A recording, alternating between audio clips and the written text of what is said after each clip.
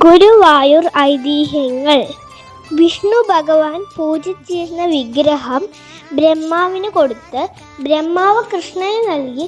കൃഷ്ണന്റെ സ്വർഗാരോപണത്തിന് ശേഷം അത് ആര് പൂജിക്കും എന്ന് പറഞ്ഞിരിക്കുമ്പോൾ അത് ബൃഹസ്പതി ഗുരുവും വായുദേവനും കൂടി അതിനെ എടുത്ത് നടക്കുമ്പോൾ മഹാദേവനെ കണ്ടു.